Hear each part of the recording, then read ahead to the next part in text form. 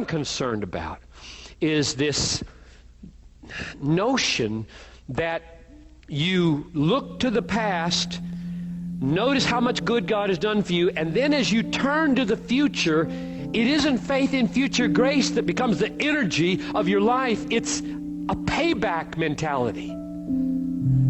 He's done so much for me now. What can I do for him?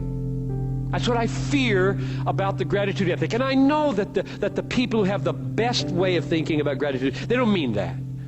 But I think a lot of lay people labor under the notion, well, if it's gratitude that's supposed to make me a kind person today at work, then how does that work? How does that really work?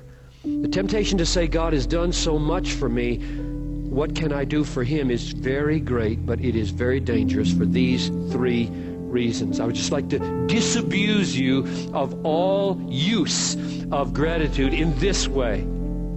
We can never pay God back, not one penny's worth, because every move we make in love and holiness is a move that God himself supplies. So if you say, I look back, I'm so thankful that you died for my sin, Lord Jesus, and now I will, in gratitude, recompense, pay back, and I will tithe, and I will not commit adultery. Every step you take that is presumed to be payback isn't payback. If you believe 1 Corinthians 15:10. It is not I, but the grace of God enabling me, so I'm going deeper into debt with every step I take. Here's the good news. You must remain a debtor to grace forever.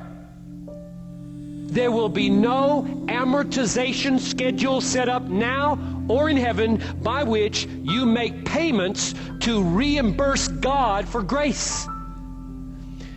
And the first reason is it can't be done, because every good deed you do by grace and thus incur another debt. Isn't that wonderful?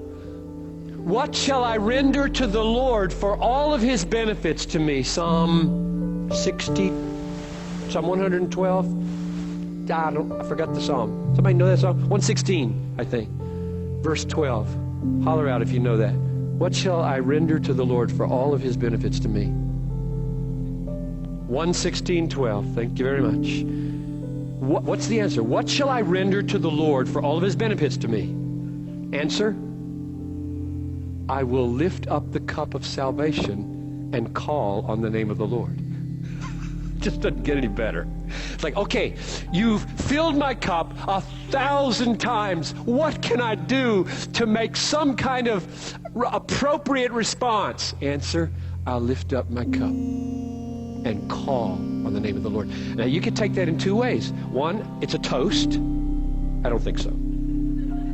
I have no problem with that. But the reason is because the next phrase is, I will call.